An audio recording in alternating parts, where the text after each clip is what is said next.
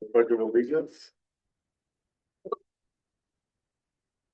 Allegiance to the flag of the United States of America and to the republic for which stands one nation under God, indivisible, with liberty and justice for all.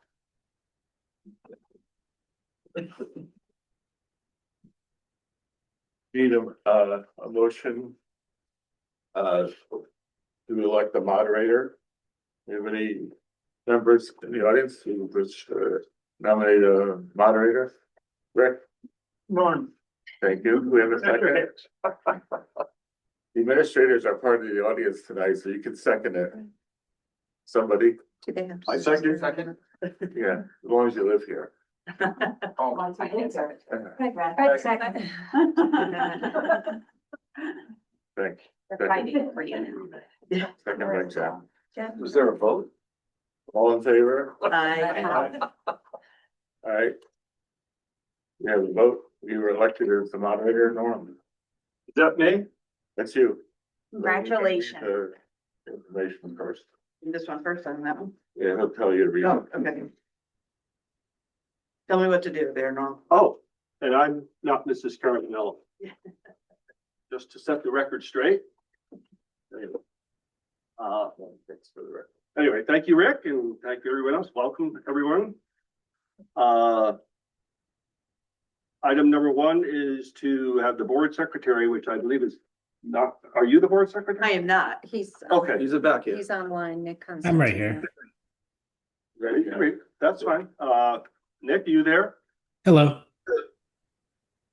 Would you like to read the call and the return of the call? Sure. Is the call the entire document? Yes. Okay. Regional School District 13 of the state of Connecticut, Durham and Middlefield. Warning of annual meeting and referendum vote. Notice is hereby given to all those eligible to vote in town meetings in the members towns of Durham and Middlefield that the annual meeting of Regional School District 13 of the state of Connecticut will be held on Monday, May 4th, 2026 at 7 p.m. in the library at Coggeshall Regional High School, 135 Pickett Lane, Durham, Connecticut, for the following purpose. To present the proposed budget for the 2026-2027 fiscal year as prepared by the Regional School District 13 Board of Education. The moderator shall adjourn the annual meeting at its conclusion, and the budget shall be submitted to a vote upon the voting tabulators in the district's member towns of Durham and Middlefield on Tuesday, May 5th, 2026, in accordance with Section 10-51 of the Connecticut General Statutes between the hours of 6 a.m. and 8 p.m. under the following heading. Shall the proposed budget of $44,456,570 for the 2026 to 2027 fiscal year as prepared and presented by the Regional School District 13 Board of Education be approved? Those in favor shall vote yes. Those opposed shall vote no. Voting will be at the following polling places. Town of Durham at Durham Community Center, 144 Pickett Lane, Durham, Connecticut, 06422. Town of Middlefield, Middlefield Community Center, 405 Main Street, Middlefield, Connecticut, 06455. Copies of the proposed budget will be mailed to every postal patron in Durham and Middlefield. Dated April 13th, 2026. Robert Moore, Chairman, Regional School District 13 Board of Education.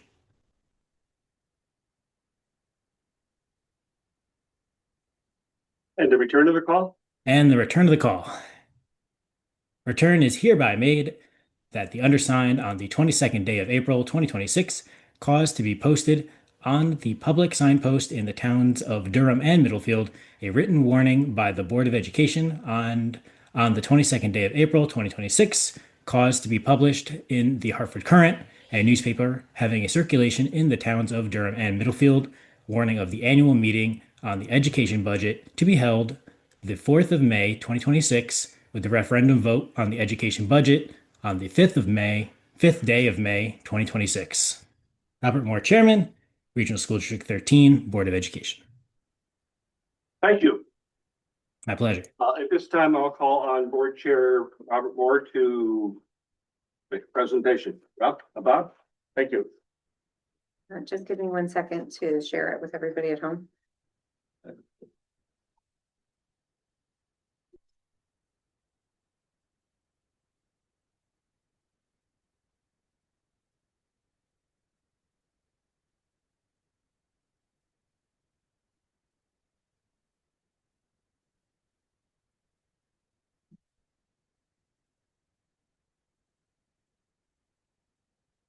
Okay, we're all set.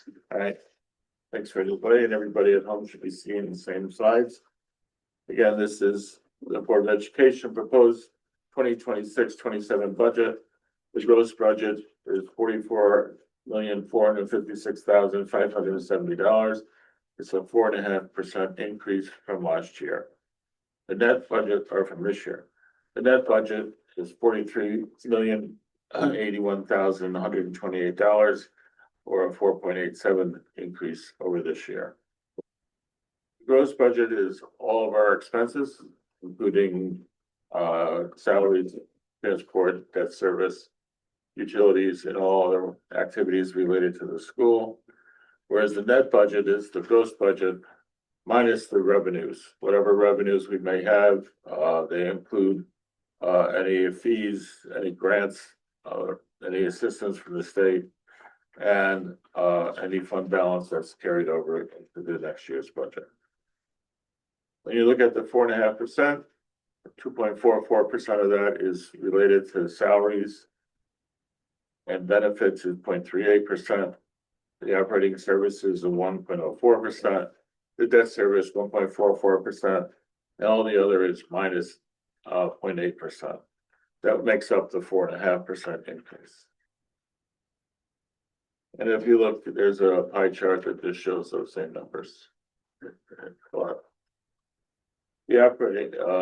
breakdown in operating services are basically any tuition we pay for medic schools or any outplaced students, special ed, MTA, technology aspects of it include leases, copier leases, all the energy costs, everything else it takes to run the school, buildings, bus leases.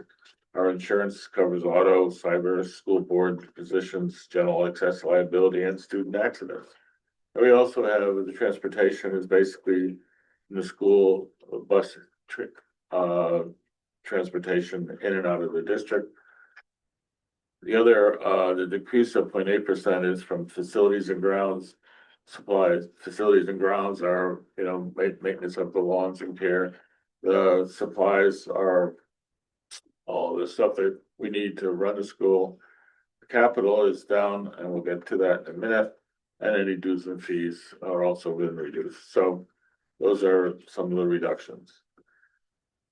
The next one is actually shows the breakdown by the budget, and we have a presentation each page, but salaries is budgeted 100% for the last several years. We budgeted the salaries at less than 100% employed, using between 98.5 and I think 1 year was 97 or something like that. But what has happened is that we have no people leaving. We actually have 125 of our teachers are been here for a long time, and they're at the top of their brackets, and they're staying. Then the other contract obligations is the cost of new bargaining. Benefits is up 0.38% of the total 4.5%. And the operating service and debt are all listed there. There's some reductions in operating costs because we're not doing maintenance on one of our schools, Memorial School. If you look at the next page, it breaks down to actual dollars. And you can see the change from 24, 25, 25, and 26, and the proposed budget this year. Salaries is up about $1 million, a little over. Benefits is 159,000, up from last year. Purchase services 86,000 up. Facilities and grounds down $6,000, 36,397.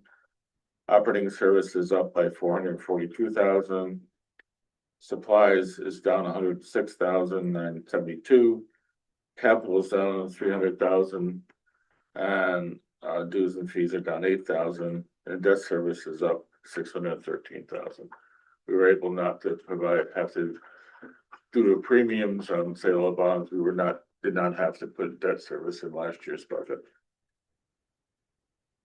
The revenue, on a much smaller scale is from, fees for adult education, rental of the facilities and grounds like the auditorium and gyms, things like that.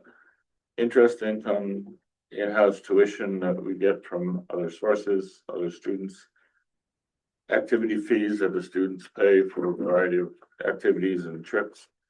Fund balance, you see, was last year was 2 years ago was 729,000. This year's 569,000. Next year's 450,000. That means we're not. And the fund balance is really generated from savings occurring during the year that are not expended, and it goes into a balance.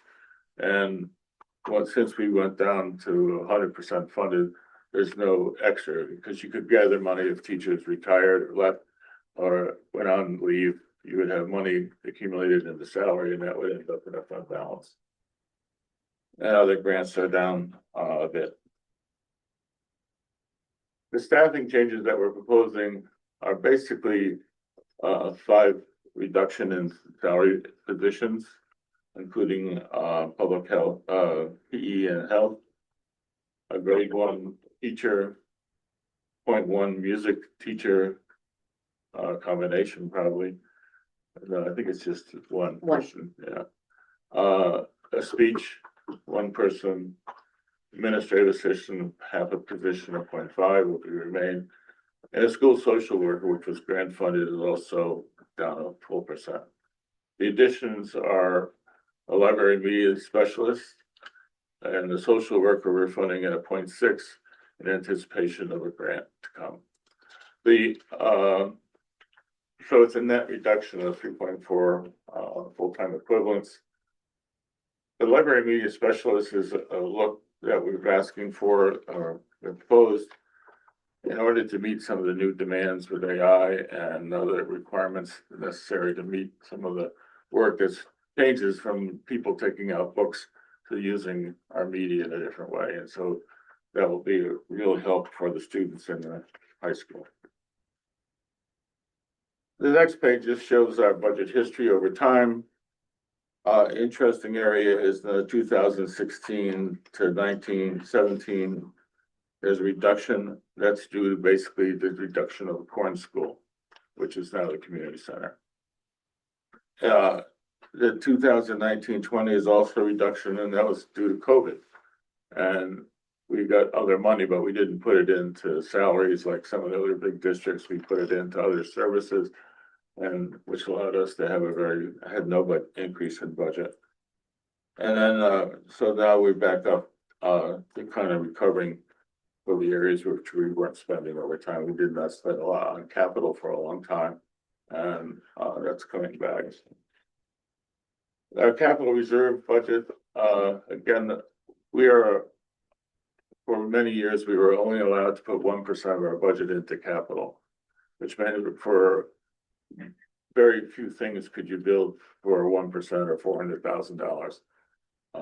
The cost for everything is so much higher than that today. We did talk about our tennis courts, but the cost to replace them is $1.2 or $3 million. So we weren't able to fund those. And so these are some of the reserves that we're putting aside. The glycol is running for the cooling system in the buildings, and bleachers automation, so you don't have to pull out and push back. We can have the custodians save some effort on that, some safety. And so those are the basically minor things that we're doing. The last one is building operation and maintenance. Normally things break during the year. So when we looked at what the cost of town is, and Kim, this includes the new governor's budget. The cost of town is basically divided by the attendance of the school. Durham has 868 this next year, and anticipated, and Middlefield has 443, which gives Durham about a 65.38% and Middlefield 34%, 62 cents percent of the total cost. Last year, we put into play a 5-year rolling average, so these costs don't have such a variety of rate going up and down. They're really kind of more smoothed out over a 5-year period, so you don't see a very big increase or decrease in either one of the town's budget. The governor's ECS grant now to Durham is $3.4 million and to Middlefield is $2.1 million. So the net cost to the towns is $24,717,275 to Durham, $12,717,496 to Middlefield. And that's for Durham, that's an increase of $1,052,131 over last year, and to Middlefield, $668,669 over last year. We also look at what does this mean to the rest of the state, and these are the estimated budget increases. Looking on the state average is 5.06%. The regional school district averages of all the regional school districts is 4.18%, and the regional school district 13 is 4.5%, and our group of schools that we compare ourselves to is 4.95%. So those are schools basically in the region or comparable economic situations as Durham and Middlefield. The debt service is, the outstanding debt service is this, as you see, it goes down every year. And so we're at year 26-27, and we're at $613,000. And the one that most people are concerned about is the per pupil cost. The per pupil cost in 2021-22, our cost was $25,622, whereas the regional school district average was $24,045, and the state average was $21,484. And in 22-23, it went up again by about $500, $600. Again, in 23-24, it went up about a little under $1,000. And in 24-25, it went up about $1,500, looks like. But last year, it went up by $100. And this year it's estimated to go up by another $100. So while the percentage is going up, the cost per student is not going up very much after the last 3 years. And at the end of this, the referendum is tomorrow, Community Center and Littlefield Community Center between 6 a.m. and 8 p.m. And I hope you all can get out and vote. So that's it, Norm. Okay, thank you, Bob. At this time, I'll open it up to the public to make questions or comments about any part of this presentation. Rick, you can sit there. Yeah, you had to get up. Rick, would you like to speak? May I? Yes. You may. Can I speak from here? Yes. Yes. Yes. Yes. Thank you, Norm. I'd like to thank the regional board for calling for a referendum, because it is an election, and it is a better way. It gives a lot more people the opportunity to vote on the budget.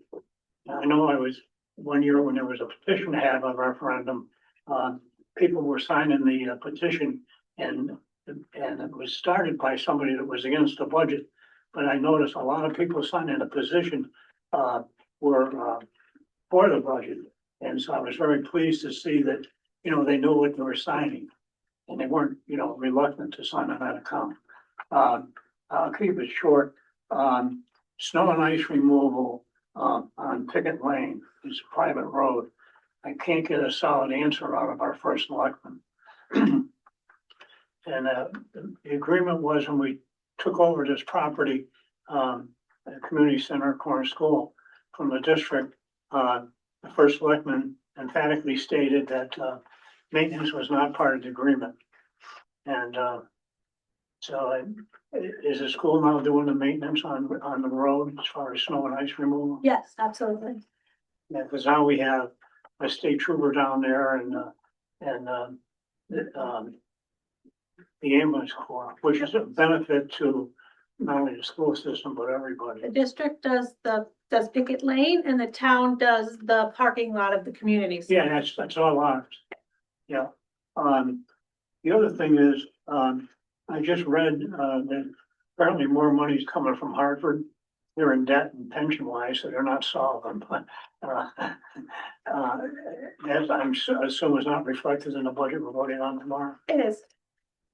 So what happens is that's ECS money that the towns are gonna get, so it doesn't affect our net or gross number, but it helps with the town when they pay our assessment. So it's included in the cost to towns slide that Bob talked about, but it will not affect our 4.5% number because it goes directly to the towns. The town gives it to the school system. It's identified for paying for schools. It can only be used to pay for schools, yes. Yeah, there was a private solar, installation done out here in Johnson Lane. And the first selectman, Laura Francis, noted where the power was gonna be distributed, because she made out the list. And one of them was to Regional District 13. So I was always wondering if that would come off our assessment at the end of the month. So we have not participated in that. We did express interest in it, but we're not getting any rebates. We're not using the power from it, so we have not been approached to hook up to it or anything. So we don't get anything from it right now. We would love to. Yeah, okay, that's good to know. Nobody's getting anything. No, But supposedly, if I understand things correctly, the money will go to, to whatever was designated by the town at that time to the school district. yes, I think absolutely. The rebates, absolutely. And I think at the original onset of that proposal, they needed to show that they could use the power that they generated as part of their licensing operation, and the school committed that they would use the power at that time, but we haven't had any relationship with them since. We didn't commit, we expressed interest. It was an interesting program that Middlesex College put on, and they had an engineer talking about the solar power and how they're working to get it on a satellite and then beam it down to Earth. So it wouldn't have interference by the clouds, but it was all in the development stage, years off, so there's great future there. Because you don't have the sun, you don't have to worry about power. Thank you. Oh, yeah, Memorial School. Man? Yeah. Well, I typically we go to someone else first if they would like to, but I can come back to you. Is there anyone else who would like to speak? Greg?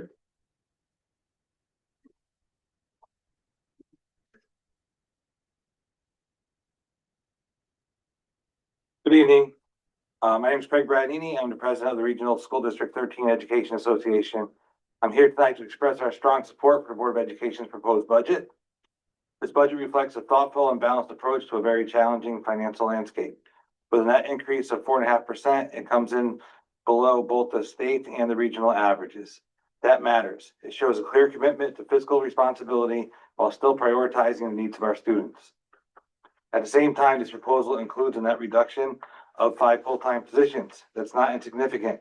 These reductions represent real people, real programs, and real impacts in our schools. Yet, even with these difficult decisions, the district has worked to reserve the core of what makes our schools strong: high-quality instruction, student support, and meaningful opportunities for learning. Looking ahead, the planned elementary school restructuring in 2027 adds another layer of complexity. This budget demonstrates that the district is not only managing current realities, but also preparing responsibly for our future. As educators, we see firsthand the needs of our students every day. We also understand the importance of being good stewards of public resources. This budget strikes that balance. It's not excessive, it's measured, strategic, and student-centered. We urge the community to support this budget as an investment in our students, our schools, and the future of Regional School District 13. Thank you. Mr. Moderator, we do have somebody online, so just to let you know. I'm sorry, I was invited. We do have someone online whenever you, however you want to, I just want. Anyone else live? If not, we'll go to online. Go ahead. You are ready to speak.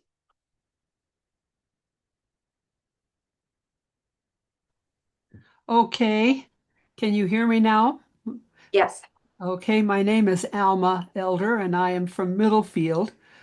First of all, I thank you all for the hard work you've done with this budget and with the schools in general.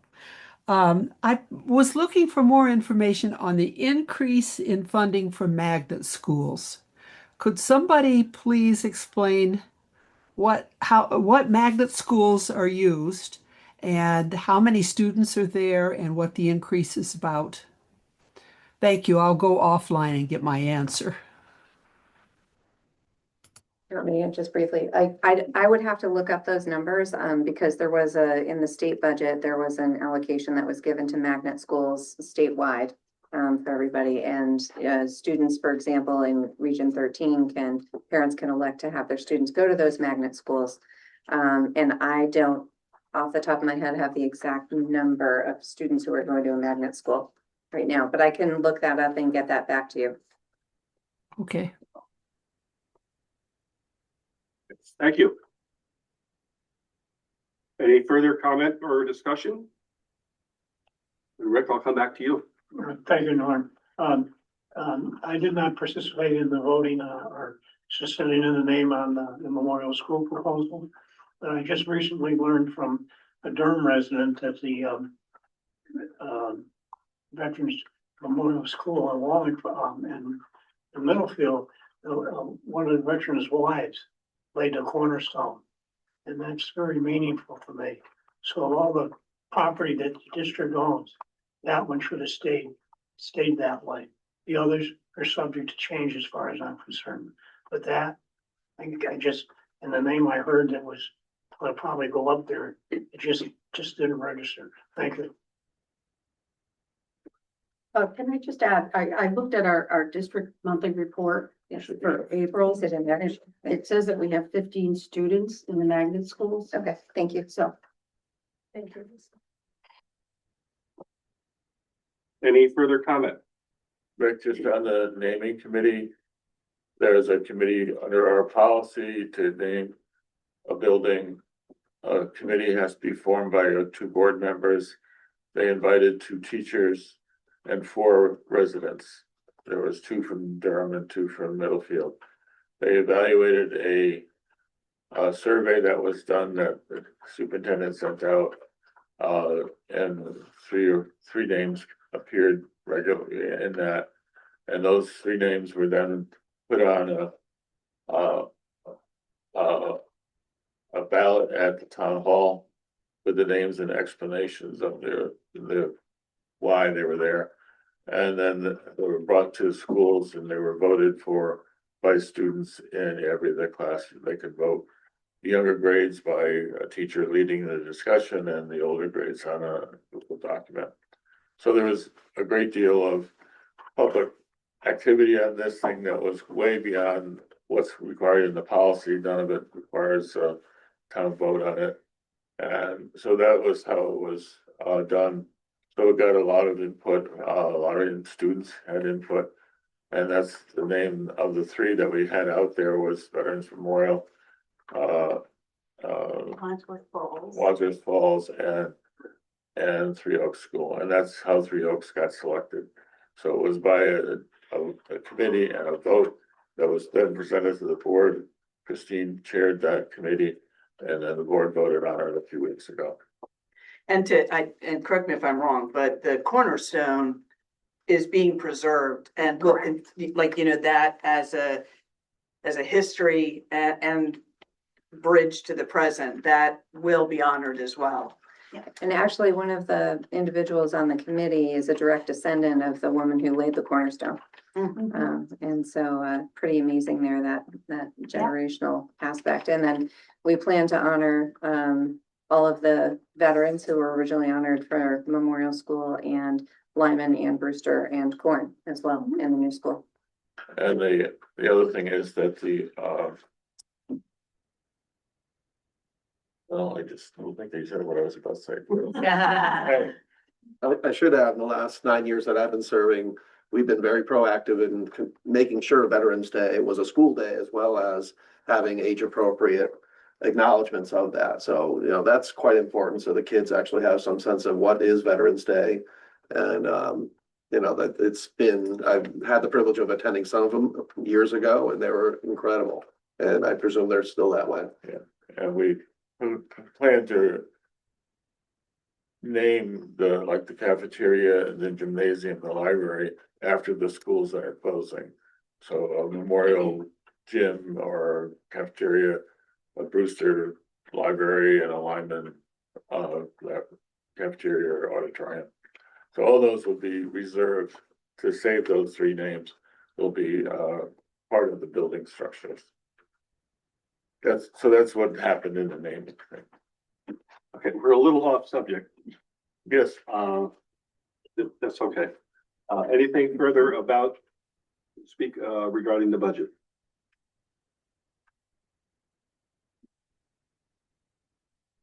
Wow, are we in church? Well, hearing no further questions or comments, I will now accept a motion to adjourn to the referendum tomorrow, 6 a.m., 8 p.m.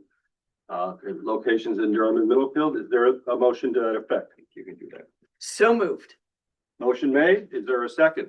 Second. All in favor of adjourning the meeting until tomorrow, please say aye. Aye.